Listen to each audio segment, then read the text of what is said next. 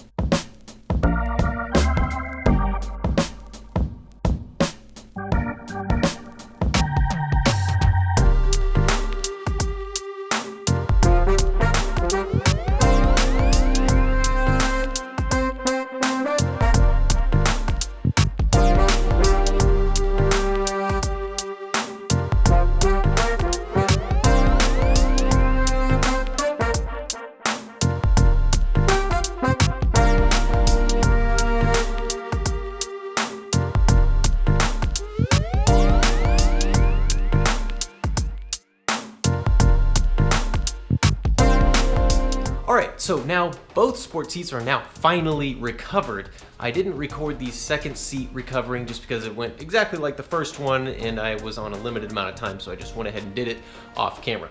Let's take a look at the results.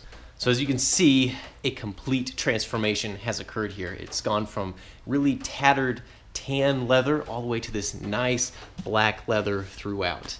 And I gotta say, I haven't even shrunk the leather yet with the heat gun, and there's minimal amount of wrinkles. I mean, there's just some here down in the bottom seat cushion and then right up here near the headrest, but overall, these fit very tightly and went on very nicely.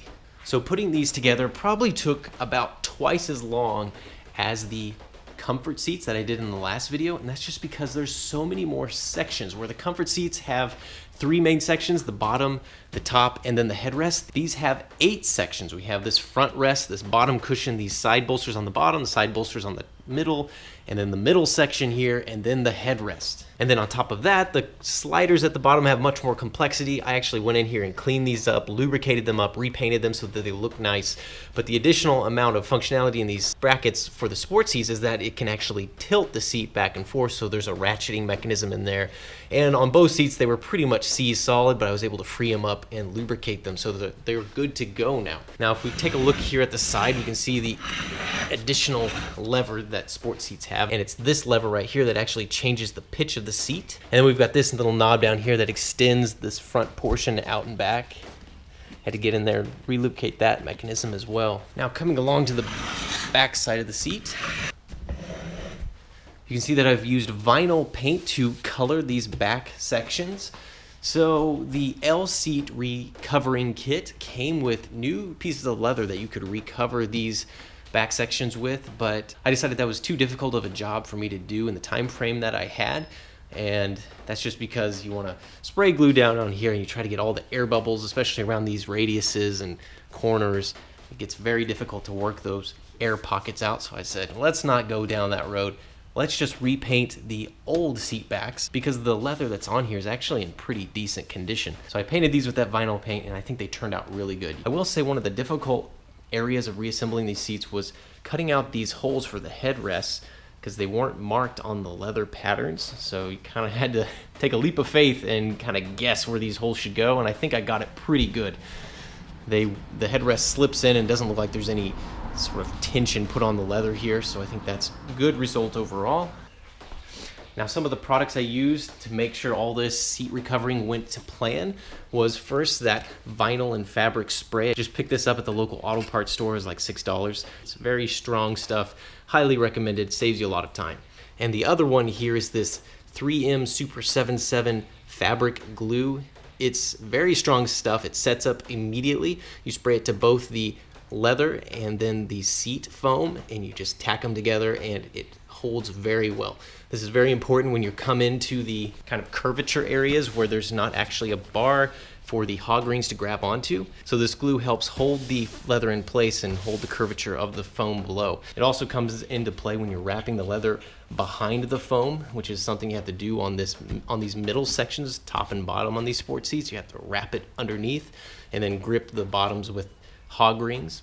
Now, I don't want to sound like everything went smooth sailing as far as recovering these seats, because as I was going in, I found out that some mechanical mechanisms inside of the seats themselves were either seized or they just completely needed replaced.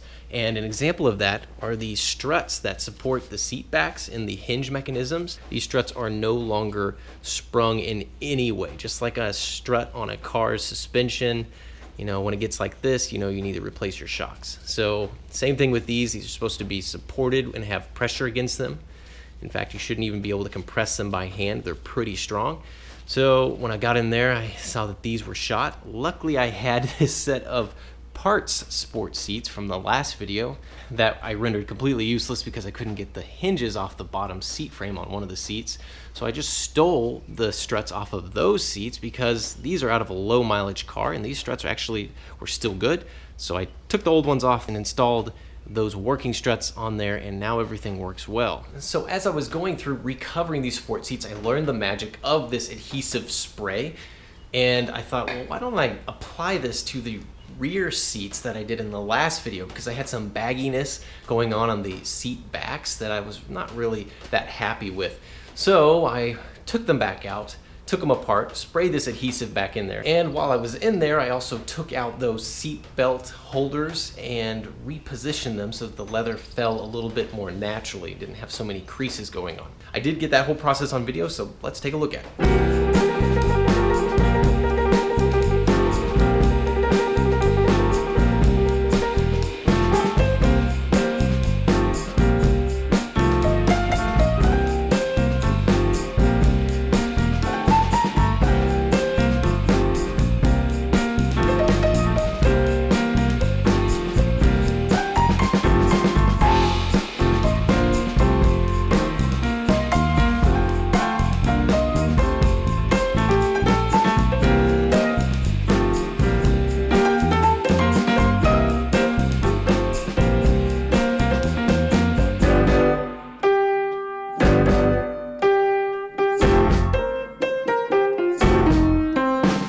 Here is the result. As you can see, most of the bagginess that was down here is now completely gone, and these brackets now sit inside of the seat much better now.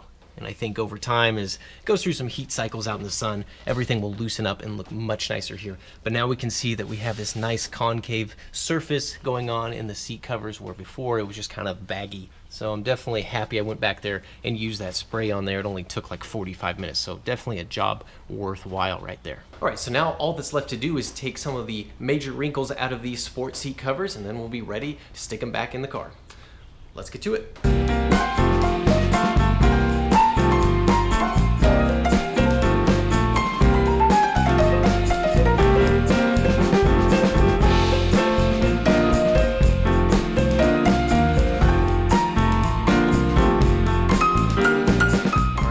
Things look pretty nice now. Got most of the big wrinkles taken out of, especially around the headrest and in the bottom section near the back there. Any remaining small wrinkles will come out just by being out in the sun. So these look pretty good. Let's get them into the car.